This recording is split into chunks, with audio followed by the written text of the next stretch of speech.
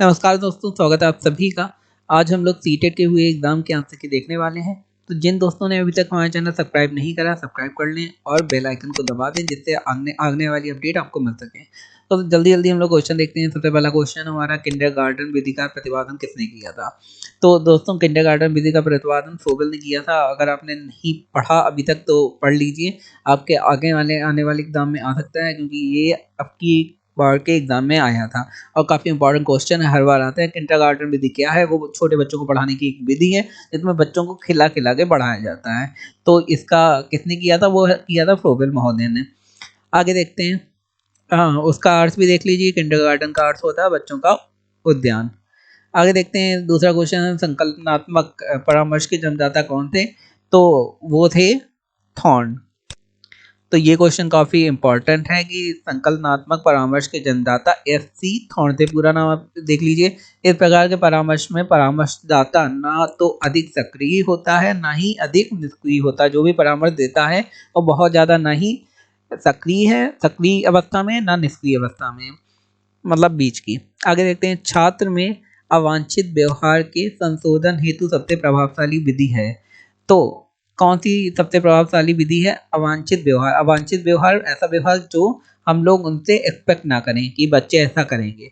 तो सबसे प्रभावी विधि कौन सी? उसे माता पिता को सूचित करना, या फिर छात्र को दंडित करना, या फिर उसे नजरअंदाज कर देना, या फिर अवांछित व्यवहार के कारणों का पता लगाना तथा उपचारों का सुझाव देना।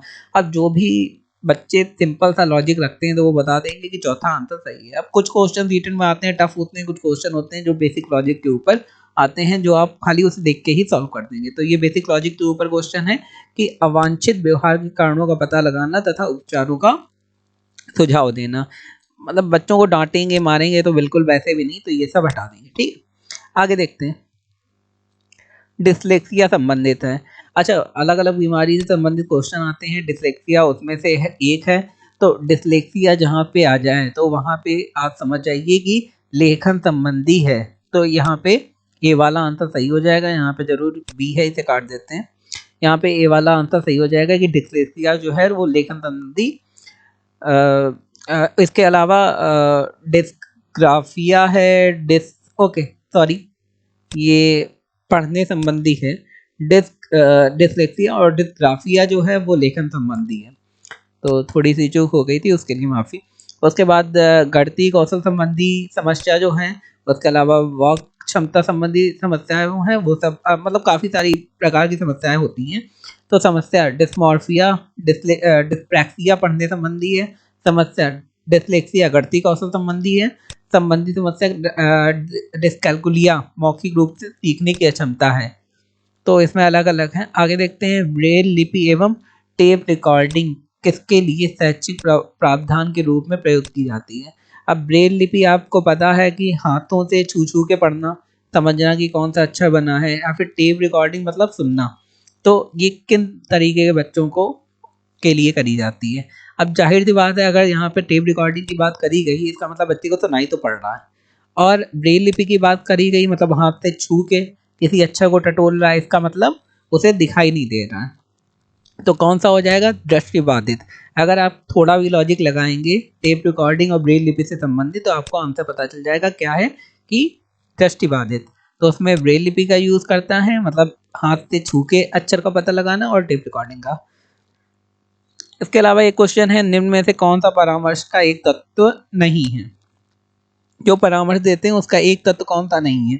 वृद्धि, या फिर साक्षात्कार, या फिर विश्वास, या फिर संप्रेरण।